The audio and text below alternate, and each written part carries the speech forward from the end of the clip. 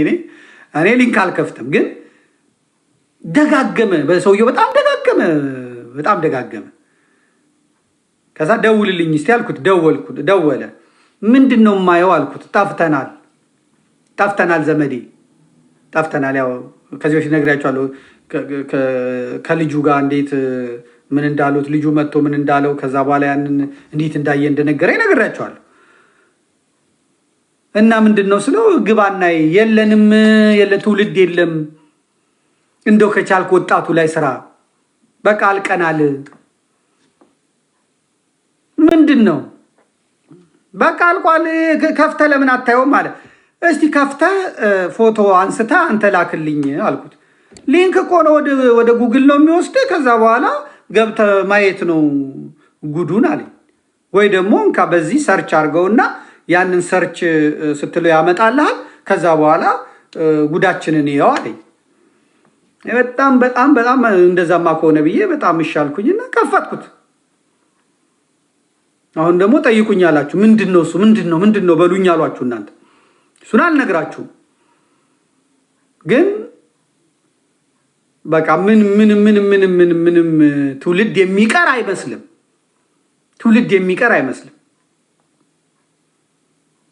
እስላሙ ጴንጤው ኦርቶዶክሱ ትልቁ ትንሹ ነውር ጌጡ ሆኖ እንደነገርኳችሁ ነው በሚያምር ያምራል ለጥፋቱም ለውድቀቱም ለሞቱም ይሄን ጉዳይ የፈጠሩት ሰዎች ሲያደርጉት ሲኖሩበት የነሱ ነው በቃ ሰው እንዴት የልጆች እናት ሆኖ የልጆች አባት ሆኖ ሰው እንዴት ነውር በአደባባይ ቀርጾ ይልኩላችኋል የዛሬው ክፍያ 6000 ብር ነው ነገር ግን በዛሬው ክፍያ ላይ መሳተፍ የምትፈልጉ እንደዚህ አይነት ቪዲዮ ከፍታችሁ ላኩ ከዛ በኋላ የባንክ ቡካችሁን ታስቀምጣላችሁ ብሩ ይገባላችኋል ማም ይላችኋል በአማርኛ እዛው አዲስ አበባ ነው ኢትዮጵያ ማለት ከዛ ምድረ ሴቱ በሙሉ ያንን ነውር ያ ምድረ ወንድ በሙሉ ያንን ነውር እየቀረጸ ይልካል እነዛ ያንን የተቀረጸውን ይዙና እነሱ የሚለጥፉበት ቦታ ይለጥፋል ኢትዮጵያ ውስጥ ነው የምነግራችሁ ኢትዮጵያ ውስጥ ወንድ ልጅ እንደውሻ አንገቱን ታስሮ ወንድ ልጅ የምታዩት ወንድ ልጅ ከተማ ላይ የምታዩት ወንድ ልጅ እንደውሻ አንገቱን ታስሮ በላዩ ላይ ሴቶቹ ሲጸዳዱበት በላዩ ላይ ሽንታቸውን ሲሸኑበት በላዩ ላይ ቱከታቸውን ሲለቁበት ይኖራል አዲስ አበባ ውስጥ ይኖራል ያ ሰው ወጥቶ ይሄዳል ልጆቻችን ስልኩን ሰጠናቸው ከዛ በኋላ ያን ያሉ ከዛ ባኞ ቤት ይገባሉ ባኞ ቤት ገብተው ያንን ነገር ተቀርጸው ከዛ ይለቃሉ ከዛ በኋላ ምንድነው እንደውም አንዳንድ ሞቶች እገሌ ሞተ እገሌ እንደዚህ ሆነ የሚባለው ከዚህ የተነሳ ቤተሰብ ክብራችን ተነካ ብሎ ምናልባትም በቤተሰቡ አባሉላ ወይ ደግሞ ያ ሰው ከወጣ በኋላ የሚሆኑት ናተው መርዝ እየጠጡ እየታነቁ ይሞታሉ ይሄ ለምንድነው ከልጅነት ጀምሮ ትምህርት ቤቶቹ ስላጠፉት መምህሩ አሁን ደንተው አይደለም ለምን እንደፈለገ አይሆንም ለምን እንደፈለገ አይሰክርም ለምን እንደፈለገ አይሆንም ሰዓቱን ጠብቆ ይገባል ካለፈ አለፈ ካላለፈ አላለፈም ትምህርት ቤቱ 300 ተማሪ አስመርቋል አስፈትኗል 2 ተማሪ አልፏል 298 ወድቋል ለምን ባናቱ አይተከልም መምህሩም ጉዳይ አይደለም መቆጣት አይችልም መምከር አይችልም መገሰጽ አይችልም መምህሩ ተሽቆጥቁጦ ነው ያለው መምህሩ ተለማምጦ ነው ያለው ልክ አሜሪካና አውሮፓ እንዳለ ቄስ ማለት ነው አውሮፓና አሜሪካ ያለ ቄስ ምዕመናኑን ቦርዱን ተለማምጦ ነው የሚኖረው ቀኖናው ይፈጸም ዶግማው ይጠበቅ ስርዓት ይጠበቅ ማለት አይችልም አሁን አሜሪካ አውሮፓ ያለ ቄስ ማለት ነው የነ አቶ ገሌና የነ ወይዘሮ ገሌ ቅጥረኛ ሲፈልጉ ቅዳሴው ረዘመ ካሉ መሃል ቅዳሴው ላይ መጥተው ካህኑ ሊባርክ ሲል ታይም ይሉታል ታይም ይሉታል መጥተው ነው ወይዘሮ ገሌ ሰርግ አለብን ድግስ ቀጠሮ አለብን አጥራ አድርጉት እንጂ ከት ይሏቸዋል። ቀኖና የሚባል ነገር የለም።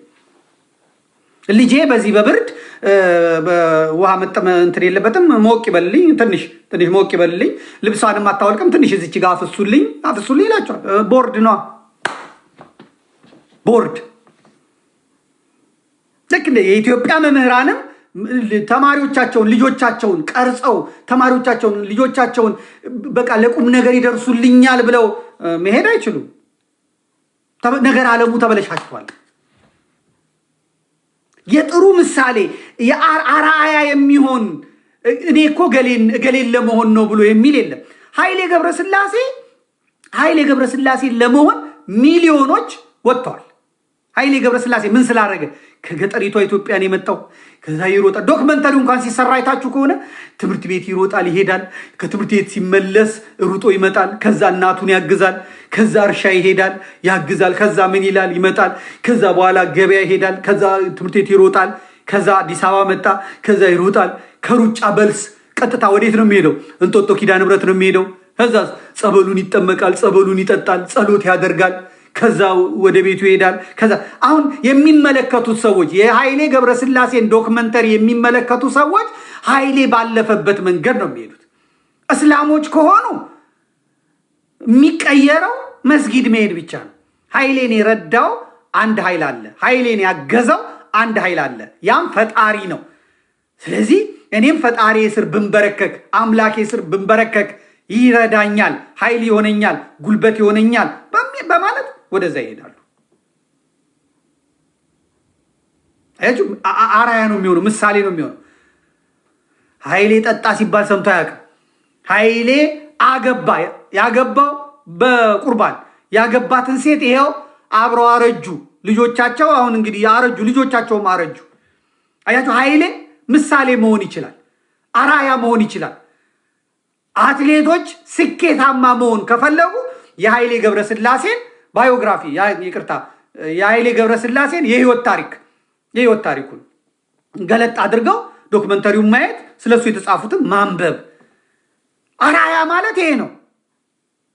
ኃይሌ ጥሮ ግሮ አዳም የተባለውና አባታችን አዳም በወደቀ ጊዜ የተነገረውን በላብ በወዝህ ጥረህ ግረህ ትበላለህ እንደተባለው በገነት ቁጭ ብሎ ምሳ ሰዓት ደረሰ ብሎ እሱ ያልሰራውን እሱ ያላበሰለውን ይበላ እንደነበረው ጠጣ እንደነበረው ምስጋና ምግብ የሆነለት አዳም ከውድቀት በኋላ ግን የገነት ኑሮ ስለማይደገም አርሶ ቆፍሮ አድኖ ነው ህይወቱን የሚያቆዩ።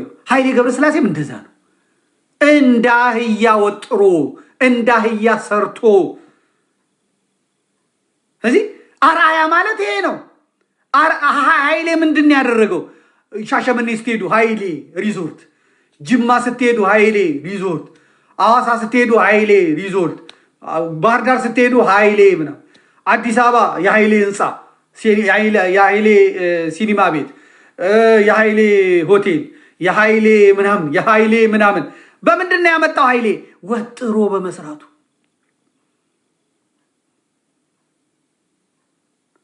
60 ሚሊዮን የነበረ ህዝብ ተኝቶ በነበረ ሰዓት ኃይሌ ይሮጥ ነበረ። ወርቁን ዶላሩን ይሸለም ነበረ። የኢትዮጵያ ህዝብ 80 ሚሊዮን በደረሰ ጊዜ ኃይሌ ይሮጥ ነበረ። 80 ሚሊዮኑ ተኝቶ ኃይሌ ግን እንቅልፍ አጥቶ ይሮጥ ነበረ። ወርቁን ዶላሩን ያመጣ ነበረ። የኢትዮጵያ ህዝብ 100 ሚሊዮን ሲገባ እና ሲተኛ ኃይሌ ይሮጥ ነበረ። ወርቁን ብሩን ያመጣ ነበር። ሌላው ሲተኛ ኃይሌ እየሮጠ፣ ሌላው ሲያንቀላፋ ኃይሌ እየሮጠ፣ ዛሬ ክረምት ነው፣ ዛሬ ዝናብ ነው፣ ከቤት ያልወጣም ብሎ ሆዱን እየሞረሞረው ለሽ ሲል እሱ ግን ዛሬ ዝናብ ነው፣ ዛሬ ወርቅ ያመልጠኛል፣ ዶላር ያመልጠኛል፣ ክብር ያመልጠኛል ብሎ በዝናቡ በጭቃው በበረዶ በውርጩ እየሄደ ኡፋ ዛሬ ይደብራል ልተኛ ሳይል ከተኛው ድህነት ይተኛብኛል፣ ከተኛው ረሃብ ይተኛብኛል፣ ከተኛው ችግር ይተኛብኛል፣ ከተኛው ችግር ይደቁሰኛል፣ ይረጋግጠኛል ብሎ ስለሚያስብ ኃይሌ ገብረስላሴ ችግርን ለማሸነፍ ረሃብን ለማሸነፍ የሰው እጅ ላለማየት ከአባቱ የወረሰው ገንዘብ የለም፣ ከቤተሰቡ የወረሰው ገንዘብ የለም፣ እናቱ ያስቀመጡለት ቅርስ የለም፣ ምንም ነገር የለም። ምንም ነገር ከሌለው ምንም ነገር መፍጠር እንደሚችል ስላመነ ይህን እምነቱን ደግሞ እመቤታችንን ደጅ እየጠና እመቤት ሆይ ከልጅሽ አማልጅኝ፣ ከልጅሽ ከወዳጅሽ አማልጅኝ፣ ሞገሱኝኝ፣ ኃይሉን ጥበቡን እንዲሰጠኝ ልጅሽን አማልጅኝ፣ እኔ በደለኛ ነኝ፣ እኔ ኃጢአተኛ ነኝ፣ የጌታዬን ፊቱን የአምላኬን ፊቱን ማየት አይቻለኝም። ኪዳነ ምሕረት ሆይ በቃል ኪዳንሽ በተገባልሽ የምህረት ቃል ኪዳን አማልጅኝ እየጨቀጨቀ እዚህ አምላኩን እየጨቀጨቀ አምላኩን ደግሞ ይሄው እኔ እየሮጥኩ ነው አንተ ግባብ ኃይልን ስጠኝ እያለ የፍቅር እናት እግዚአብሔር መንፈስ ቅዱስ ኃይል እየሞላው አሉ ከተባሉ ዓለም ላይ አሉ ከተባሉ አንደኛ ናቸው ከሚባሉት ጋር እየሮጠ እንደ ጀት እየተመነጠቀ እንዲወጣ እንዳቦ ሸማኔ እንዲምዘገዘግ ያን ኃይል ደግሞ አምላኩ እየሰጠው እያሸነፈ ከበረ። በከበረ ጊዜ ደግሞ አምላኩን አልረሳም። ኦሎምፒክ ላይ ማሸነፍ ለአንድ አትሌት ትልቁ ክብሩ ምንድነው? ኦሎምፒክ ላይ ማሸነፍ ነው። ኦሎምፒክ ላይ ማሸነፍ ነው። አንድ አትሌት ሩጦ የዓለም ዋንጫ ምናምን አይደለም። ኦሎምፒክ ላይ ገንዘብ ባይኖረውም ኦሎምፒክ ላይ ማለት አይረሳም። ሌላው ይረሳል። በጀርመን ሙኒክ ከተማ የተደረገው 53ኛው የምንትስ ሩጫ እሱ ይረሳል። በግሪክ አቴንስ የተደረገው 33ኛው እሱ ይረሳል። በምንትስ የተደረገው እሱ ይረሳል። የማይረሳው ምንድነው? ኦሎምፒክ በመጣ ቁጥር የ1996 ያጭር ሮጋጭ እገሌ አንደኛ እገሌ እስከ ዕለተ ምጽአት ድረስ የአንድ አትሌት ስሙ የማይረሳውና ከመቃብር በላይ የሚሆነው ኦሎምፒክ ብቻ ነው። በየዓመቱ ደግሞ ስሙ የሚነሳው ኦሎምፒክ ላይ ብቻ ነው። ስለዚህ እያንዳንዱ አትሌት ሌላው እንዳለ ሆኖ የመጨረሻ ግቡ ኦሎምፒክ ላይ ደግሞ የሚያሸንፍ ሰው ምንድነው የሚያሸንፈው? ወርቁን ይዞ ይመጣል፣ ሀገር ነው የሚከብረው። ብሩን ይዞ ይመጣል፣ እሱ ቢጠቀምም እሱ ብር ያገኘውን ሽልማት ብር ቢጠቀምም ይገባዋል። ደግሞ የምትነሳው ሀገር ናት። አንደኛ የወጣችው ኃይሌ ገብረስላሴ አይደለም የሚባለው፣ ቀነኒሳ አይደለም የሚባለው፣ እገሌ አይደለም የሚባለው፣ ኢትዮጵያ አንደኛ ወጣች ነው የሚባለው። ኢትዮጵያ ከፍ አለች ነው የሚባለው። ዓለም ላይ ያሉ ቴሌቪዥኖች በሙሉ ዓለም ላይ የሚከፈቱ ዜናዎች በሙሉ ዛሬ በተደረገው በኦሎምፒክ ውድድር በ10,000 ሜትር ሩጫ ኢትዮጵያ አንድ ወርቅ፣ አንድ ብር፣ አንድ ነሐስ አምጥታለች ነው የሚባለው። ለኢትዮጵያም ብሩን፣ ወርቁን፣ ነሐሱን ያመጡት እገሌ የሚባሉ ሰዎች ናቸው የሚባሉት። እነዛ ሶስት ሰዎች ይቆማሉ። ወይም ደግሞ አንደኛ ወጥተው ሁለተኛ ኬንያ፣ ሶስተኛ ምናምን ሊሆን ይችላል፣ ይቆማሉ። ከዛስ የሚዘመረው የማን ነው? የኢትዮጵያ ሕዝብ መዝሙር ነው የሚዘመረው። ሰዎች በሙሉ ይቆማሉ። በስቴዲየም ውስጥ ያሉት በሙሉ ይቆማሉ። ሳይወዱ በግዳቸው ይቆማሉ። ዓለም በሙሉ ያያል፣ ያጨበጭባል። ሲጨርስ የሕዝብ መዝሙር የኢትዮጵያ ሕዝብ መዝሙሯ ይሰማል፣ ቋንቋ ይሰማል፣ ሰንደቅ ዓላማዋ ይውለበለባል፣ ክብሯ ይናኛል። ከዚያስ የአበበ ቢቂላን ሀገር እንየው፣ የኃይሌ ገብረስላሴን ሀገር እንየው፣ የቀነኒሳን ሀገር እንየው፣ የደራርቱ ቱሉን ሀገር እንይ ብለው ዓለም ደግሞ በሙሉ ግልብጥ ብሎ ይመጣል፣ ይሄዳል። አሩሲ ይሄዳል፣ ትግራይ ይሄዳል፣ አማራ ክልል ይሄዳል። ምን በልቶ ነው ያደገው? ምን በልቶ ነው የኖረው? ምን ጠጥቶ ነው የኖረው? በልጅነቱ ምን አይነት ነገር ነበር የሚያደርገው? ይሰራል። ይሄ ነው እንትን ማለት ለማደግ ለአራያ መሆን ማለት ማቀው ይሄ ነው።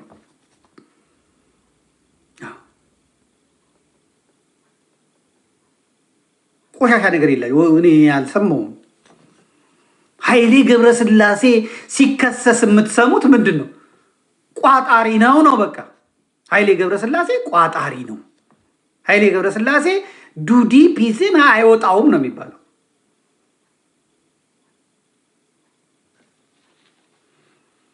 እና ምን አባክ ስለሆንክ ነው ኃይሌ ገብረስላሴ እንዳህያ ሩጦ ላቡን ጨርሶ ጨዋ መንጭቶ ጉሮሮ ምላሱ ከትናጋው ተጣብቆ ሳምባው መተንፈስ አቅቶት ክረምት ከበጋ ትሬኒንግ ሰርቶ ወድቆ ተነስቶ ፈርጦ መተንፈስ አቅቶት ያማረውን ሳይበላ ያማረውን ሳይጠጣ እንዳንተ ሳይቀብጥ እንዳንተ በፈለገው ሰዓት የፈለገውን ነገር ሳይሆን ደም ተፍቶ አስታውኮ እግሩን ተሰብሮ እግሩን ወለም ብሎት ወድቆ ተንከባሎ አፈርግጦ ያመጣውን ገንዘብ አንተ ምን አባክ ስለሆንክ ነው አንስቶ የሚበትንብህ? ሎተሪ አልደረሰው፣ ከሰማይ አልዘነበለት፣ የብር ፋብሪካ የለው፣ ከታክስ የተረፈ ከዛ ትመጣና ቋጣሪ ነው ምናምን ትላለህ። አይደለም ላንተ ለማያቅህ ላንተ ለማታቀውና ለወንድሞቹስ ለእህቶቹስ ለምንድነው የሚሰጠው? ኃይሌ ገብረስላሴ ሰምቼ እውነት ይሁን ውሸት አላውቅም። ለወንድሙም ቢሆን እንትን ከፈተለት፣ ምንድነው ካፌ ነው ምናምን ከፈተለት። ከዛ በኋላ ኪራይ ትከፍላለህ አለው። ከዛ በኋላ ገንዘቡን እያገኘ እንትን ሲል ገዛና ወንድምየው ወጣ። ይሄ ነው አሳውን ሳይሆን የሰጠው አሳው እንዴት እንደሚጠመድ አስተማረው። የአሳውን ማጥመጃ መረብ ሰጠው። ወንድምየው እንደ ኃይሌ መሮጥ አይችልም፣ ግን መስራት ይችላል። መረቡን ይዞ ባህሩ ጋር ሄደ። ከዛ በኋላ አጠመደ። አሳውን አምጥቶ ሸጠ። ከዛ በኋላ ገንዘብ አገኘ። በዛ በገንዘቡ የራሱን ድርጅት ከፈተ ማለት ነው። ጽድቅ ማለት ይሄ ነው። ስንቶቻችሁ ናችሁ ቤተሰቦቻችሁን ያጠፋችሁ? አሁን እዚህ ውስጥ ያላችሁ እንደው ቤተሰቡንስ የሚጠቅም እሺ፣ ስንቶቻችሁ ናችሁ የማታውቁትን ወንድ የምትቀልቡ ሴቶች? አሜሪካ ተቀምጣችሁ፣ አውሮፓ ተቀምጣችሁ፣ ካናዳ ተቀምጣችሁ፣ አውስትራሊያ ተቀምጣችሁ፣ እሺ የእናንተስ መቼም ሲስተሙ ያኖራችኋል። አሁን ብትከስሩም ሌላ ታገኛላችሁ። አረብ ሀገር ተቀምጣችሁ ከላይ የሰማዩ የእግዚአብሔሩ ፀሐይ፣ ከቤት የማዳም ምላስ፣ ከጓዳ የማዳም ጓዳ እሳት፣ መሬቱ ግለት እየፈጠረባችሁ በእዳ በብድር በአራጣ ተለምኖላችሁ፣ አንዳንዶቹ ተለምኖላችሁ ሄዳችሁ አባታችሁ በሬ ሽጦ እናታችሁ ላም ሽጣ ወንድማችሁ አይገባ ገብቶ ሄዶ እዛ ነፃ ዋይፋይ ስላገኛችሁ ያንን ሩዝ ይበላል፣ ያ ውሃ ይጠጣል፣ አየሩ አየር ነው፣ ቱምቡክ ያደርጋል። ከዛ ሜካፕ ሲጨመርበት እንደገና ደግሞ የቲክቶክ ፊልተር ሲጨመርበት ልዕልት ነው የምትመስሉት። አለቀ። ትጣዳላችሁ ለሽያጭ። ከዛ በኋላ ስማርት የሆኑ ቀፍሎ አዳሪዎች አሉ።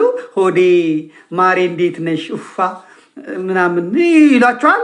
ልቧ ያቺ ጥንጥዬ ልቧ ፍስስ ትላለች። እኔ ገጠር ከሌ ነኝ፣ በሰፈሬ ነከሌ ነበሩ እንደዚህ የሚወደዱት፣ የነከሌ ልጆች ነበሩ እንደዚህ የሚባሉት፣ እኔም ቀን ወጣልኝ እሰይ ቀን ወጣልኝ ብላ ዘው ብላ ትገባለች። ይሄንን አጥንተው የሚቀመጡ ሰዎች አሉ። ከዛ በኋላ በዋትሳፕ በምናምን ማሬ ሆዴ በላሽልኝ፣ ትንሽ 10 ደቂቃ ቆይቶ ማሬ ጠጣሽ፣ ማሬ ምናምን ምን አይነት መልአክ መጣልኝ እያላችሁ እና ገንገበቶች። ከዛ በኋላ እንትናችን እኮ አንዳንድ ነገር ማድረግ አለብን፣ በቃ እኔ ላኪ ይላታል። እያነሳ ትልካለች። እሱ እዚህ ጋር ልጅ አለው ሚስት አለው ምን አለው። ከዛ አንድ ሰው 18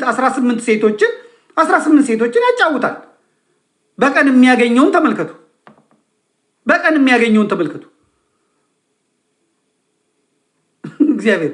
ከዛ በኋላ ማናት ዶክተር ዶክተር ሀቢባ ቤት ትሄዳለች። ቀጥታ ዶክተር ሀቢባ ቤት ትሄዳለች። ማናት አሉ እነ መሲ ብሪጅስቶን የሚባሉ አሉ። እነሱ ጋር ትሄዳለች። እነ ዮኒ ማኛ ጋር ሄዳሉ። ፍርድ ቤት ናቸው፣ የዚህ የቲክቶክ ፍርድ ቤት።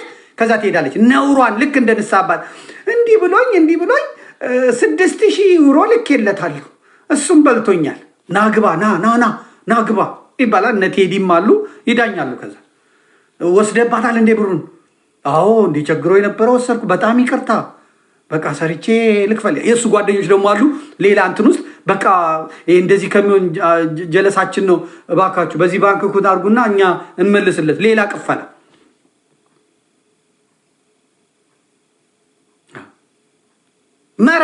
መረን ተለቀቀ ማለት ነው አሁን እዚህ ከመምጣቴ በፊት እየሰማው ነበር ልጅቷ ትናዘዛለች መሲ ብሪጅስቶን ለምትባለው ነው የምትናዘዘው ምንድነው የምትለው እንደዚህ ብሎ ደፈረኝ እንዴ ሲደፍርሽ አታቂም እንዴ እኔ አልሰማውም ነበር እና እንዴት ማለት አልሰማውም በቃ ተኝቼ ነበር እንዴ እየደፈረሽ እኮ ነው እንዴት ነው የምተኙው አንቺ እዩ ጩፋነሽ አንቺ ምን ትስነሽ ምንድን ቃሉን መድገም ስላልፈለኩ ነው አበቃ እንደዚህ ደፍሮኝ ነበር እና ምንም አልሰማሽም አው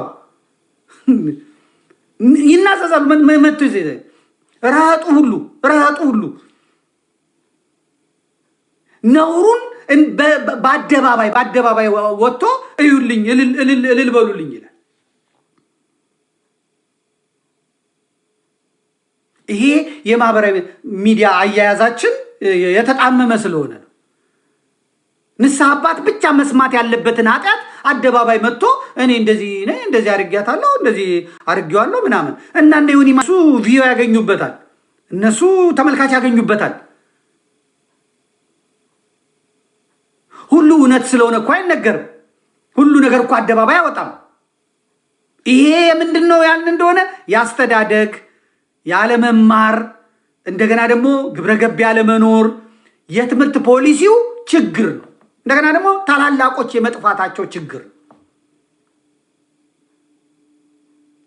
በቃ ታላላቆች የመጥፋት መካሪ መንገድ የሚያሳይ የመጥፋት እንጀራ የሚያበላው ምንድነው ነውር ገንዘብ የሚያስገኘው ምንድነው ነውር ቫይራል የሚወጣው ተመልካች የሚስበው ምንድነው ነውር ስለዚህ ሰዎች እንዴት ነው በትክክለኛው መንገድ የሚሄዱት እንዴት ነው ሰዎች በቀና መንገድ የሚሄዱት እንዴት ነው ነገ ሀገር ተረካቢ ትውልድ የሚኖረው ጠፍተናል ስርዓቱ ፕሮሞት ያደረገ እኔ የአብይ አህመድ መንግስት አለሎም አገዛዝ ስራ ሰራ ነገ ይለቃቸዋል ነገ ምን ይላቸዋል የፌደራል ፖሊስ ስራ ሰራ ብዬ ማስበው ሁለት እንደዛ ጮህኩኝ እንደዛ ምን አለን አሁን በቀደም እነዛ ነውረኞች ሰብስቦ አሰራሩ ዛሬ ደግሞ እና አዶናይንም እነማንንም ሰብስቦ አሰረ እና በቁጥጥር ስር አዋለ ያቀረባቸው ነገሮች የማህበረሰቡን ባህል የማህበረሰቡን ምናምን የማህበረሰቡን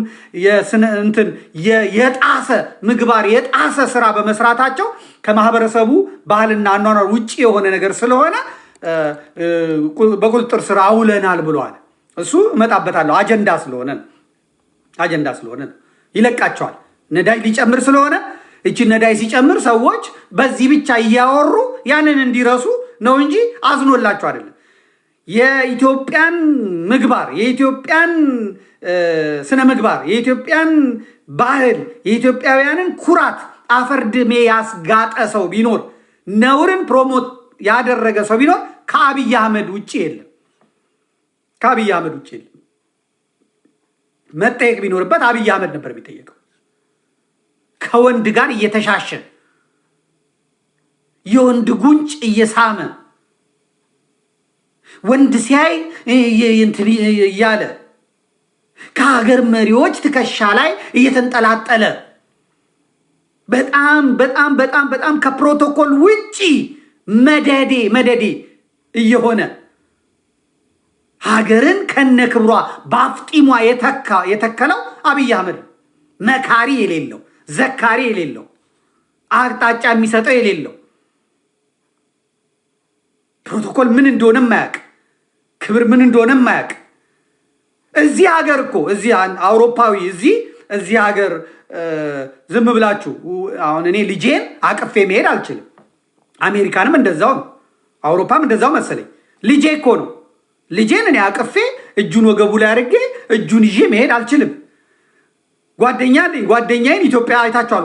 ወንድ ጓደኛ ካላችሁ እጁን ትከሻ ላይ አድርጋችሁ እጅ ለእጅ ተያይዛችሁ ምናምን ነው የምትሄዱት። ትምህርት ቤትም ሲካሄድ መንገድም ላይ ስትሄዱ ምንም ችግር የለውም። አውሮፓ አይቻልም። በቃ ያ ነገር ናችሁ ነው የሚባለው። የሚያየው ሰው በሙሉ ኦኬ፣ እነዚህ ማን ነው ባል ማን ነው ሚስት ምናምን እንደዚህ ነው የሚላችሁ።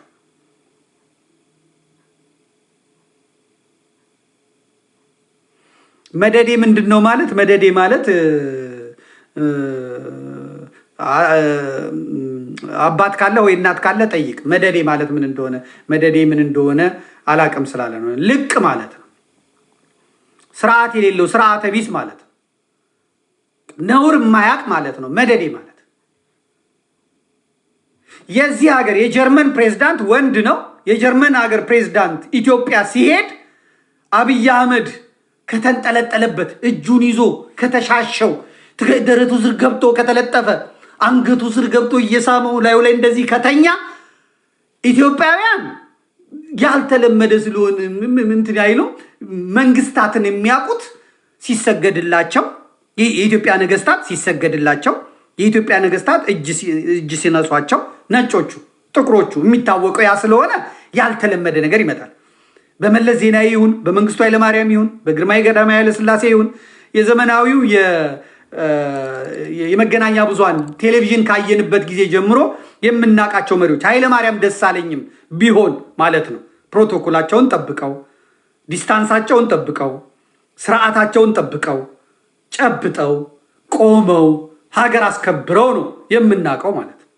እና ይቀፋል። አሁን የዚህ ሀገሩ ሰው ግን ያንን ሲያይ አሃ የኛ ሀገር ፕሬዝዳንት እሱ ነው ማለት የፈረንሳይ ከሆነ አሃ አብይ ነው የሚለው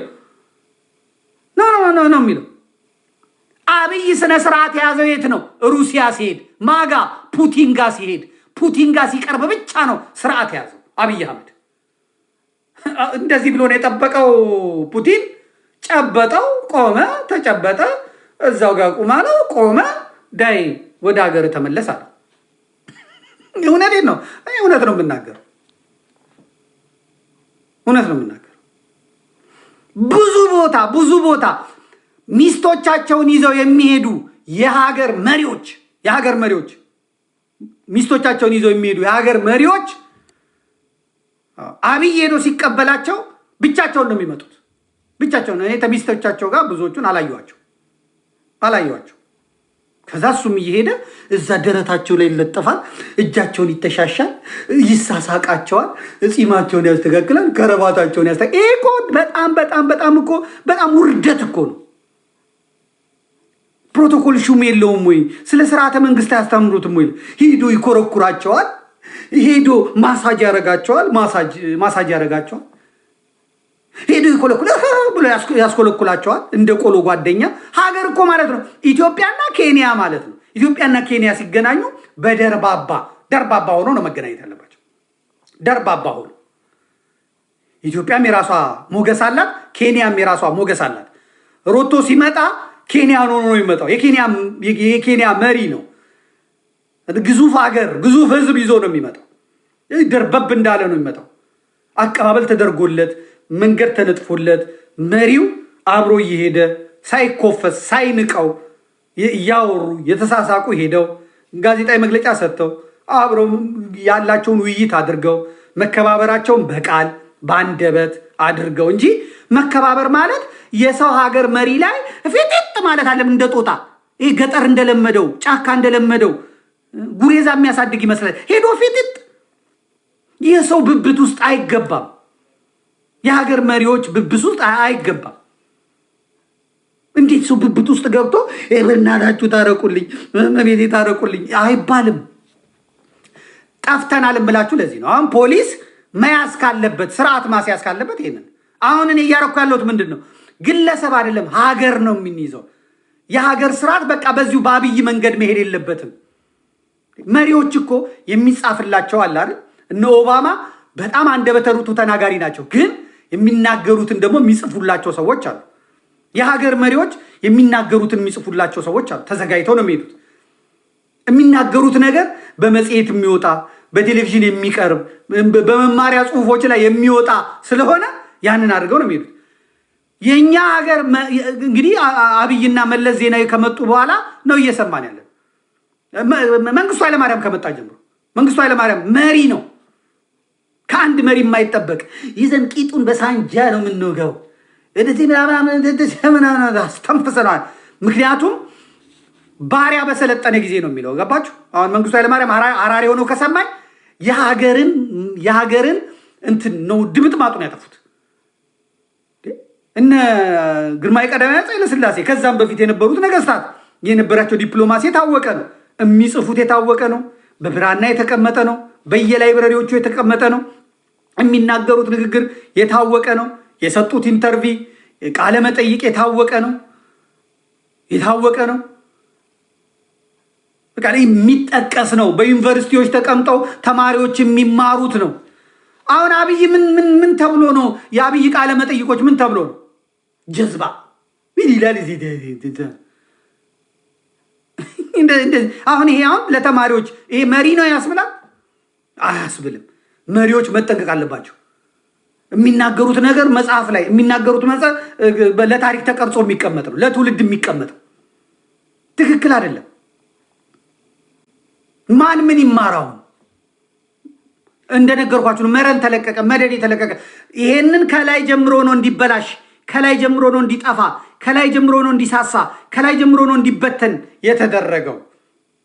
ለትውልድ የሚያስብ ካለ እዚህ ላይ መስራት ግድ ይለዋል። ታው ሊባል ይገባል። ጨቅላ አስተሳሰብን ጨቅላ አእምሮን ይዞ እቺን ግዙፍ ሀገር ታላቅ ሀገር የ3000 ዘመን ዕድሜ ያላትን ሀገር በመጽሐፍ ቅዱስ በቁርአን የተጠቀሰች ሀገር የተከበረች ሀገር በዓለምም በመንፈሳዊውም ዓለም በምድራዊውም ዓለም የተከበረችን ሀገር እንደዚህ ጨቅላ ላይ ህፃን ላይ ወድቃ እንዲህ መሟሟት የለባትም። እናንተ ይህን ብልጭልጩን ነው የምታዩት።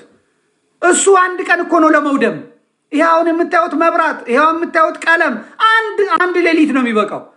ሊቢያን ያየ ሰው፣ ሶሪያን ያየ ሰው፣ ኢራቅን ያየ ሰው ያ ውበት ያ አስደማሚ ነገር ሰከንድ አልፈጀም ሲወድም ማለት ነው። ከነ ባህሉ ነው የወደመው። ዛሬ ሊቢያ የአራጆች ጎሬ ነው የሆነችው። ዛሬ ሊቢያ የማጅራት መሪዎች ጎሬ ነው የሆነችው። ይህ ልምምድ ከዛ ነው የመጣው። ከመሪ ከላይ በዓላማ ነው የመጡት።